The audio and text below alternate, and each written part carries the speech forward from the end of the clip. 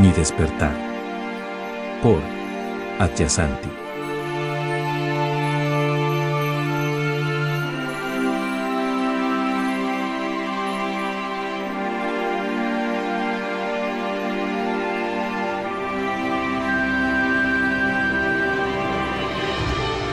Antes de experimentar mi despertar final hace unos años, me había vuelto loco por la iluminación. Para estudiar Zen hay que estar un poco loco.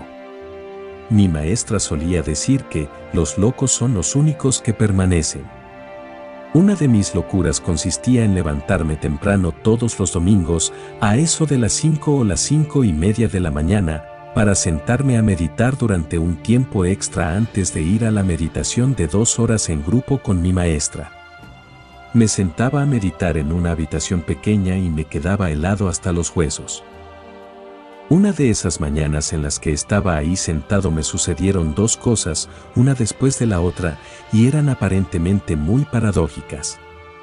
En primer lugar obtuve la visión espontánea de que todo era uno.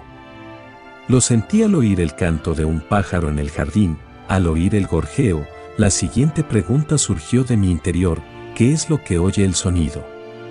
Nunca me había hecho esa pregunta antes.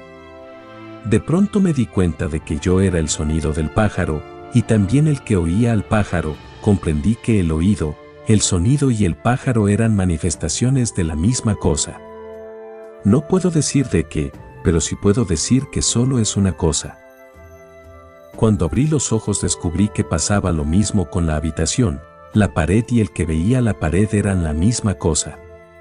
Pensé que todo era muy extraño y me di cuenta de que quien pensaba era otra manifestación más de lo mismo. Me levanté y empecé a deambular por la casa buscando algo que no formase parte del uno. Pero todo era un reflejo de ese uno. Todo era divino. Entré en el cuarto de estar. De repente, a mitad del movimiento de un paso, la conciencia, o atención, se separó de todo, ya fuese físico, corporal o exterior. En el espacio de un solo paso desapareció todo. Luego surgió la imagen de un número infinito de encarnaciones pasadas, al menos eso parecía, en la que las cabezas formaban una fila tan larga como abarcaba mi vista. La conciencia comprendió algo así como: Dios mío, he estado identificándome con diversas formas desde hace tropecientas vidas. En ese momento, la conciencia, el espíritu, comprendió que había estado tan identificada con todas esas formas que hasta ese mismo momento se había creído que realmente era una forma.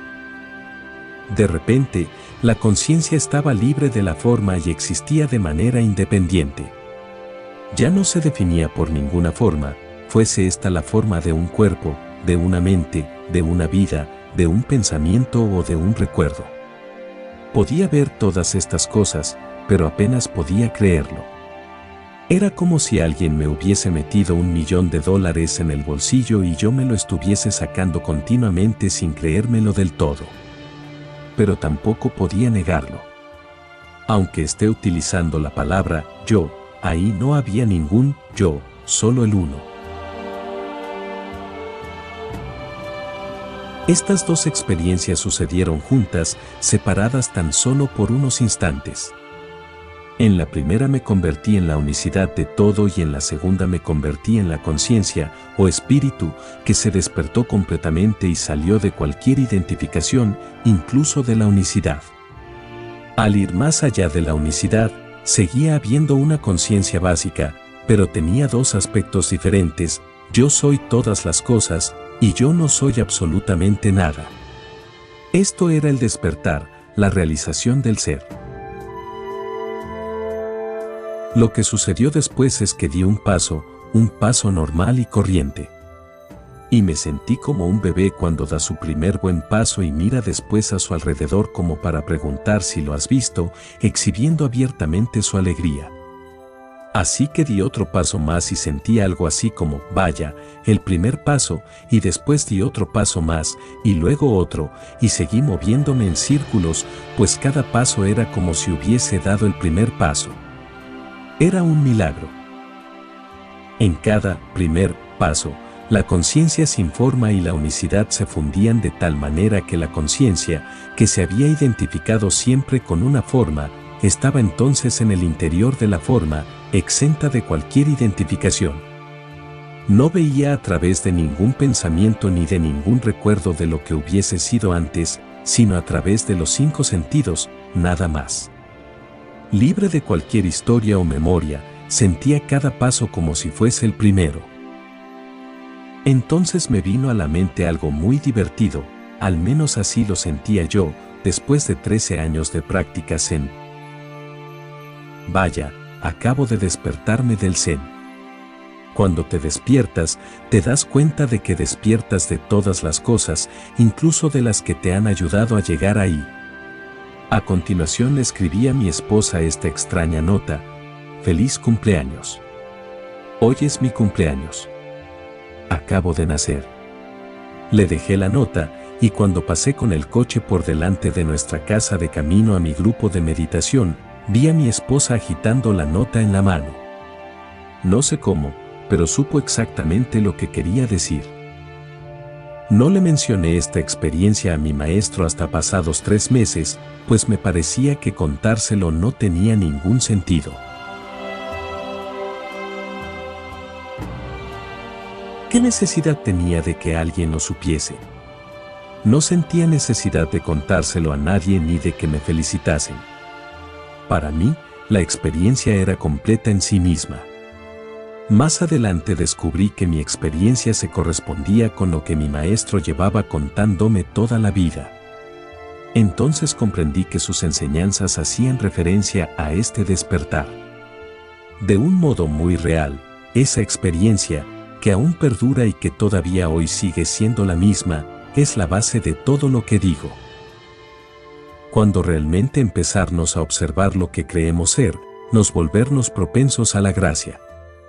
Comenzamos a ver que, aunque tengamos diversos pensamientos, creencias e identidades, no nos dicen quiénes somos, ni a nivel individual ni colectivo. Un misterio se hace presente, nos damos cuenta de que cuando nos observamos con atención y cuidado, lo verdaderamente sorprendente es que nos definimos totalmente a partir del contenido de nuestra mente, de nuestros sentimientos y de nuestra historia.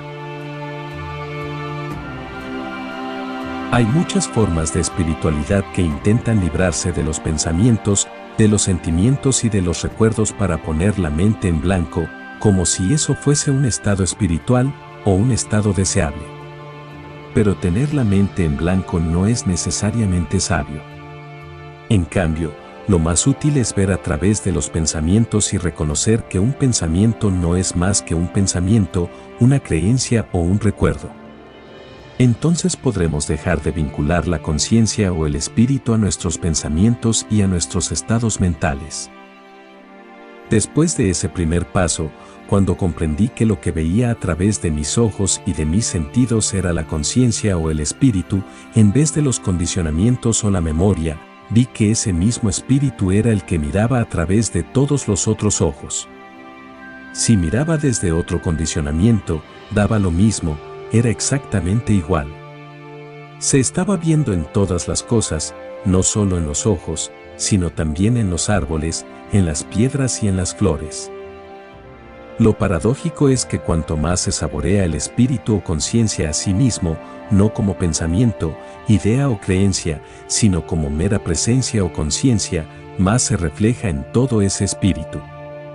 Cuanto más despertamos nuestros cuerpos, mentes e identidades, mejor vemos que no son más que meras manifestaciones del mismo espíritu, de la misma presencia. Cuanto más comprendemos que lo que somos es totalmente atemporal, que está fuera del mundo y de todo lo que sucede, mejor comprendemos que esa misma presencia es el mundo, todo lo que sucede y todo lo que existe. Son como las dos caras de una misma moneda. La mayor barrera para el despertar es pensar que es algo raro. Cuando se cae esta barrera, o al menos empiezas a decirte, realmente no estoy seguro de que sea cierta mi creencia de que el despertar es difícil, todo se vuelve accesible de forma instantánea. Como esto es lo único que existe, no puede ser raro ni difícil, a no ser que insistamos en que así sea. La base de todo esto no es teórica, sino experimental. A mí no me lo enseñó nadie, y nadie podrá enseñártelo a ti. Lo más bonito del despertar es que cuando dejas de reaccionar a tus condicionamientos, la sensación del yo que estaba viviendo esta vida deja de existir.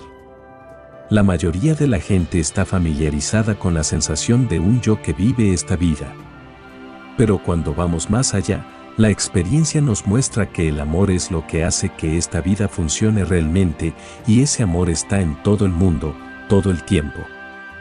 Cuando intenta abrirse camino entre tus cosas personales, este amor se disipa, pero sigue ahí. Nadie es dueño de este amor. Todo el mundo es, en esencia, la manifestación de este amor.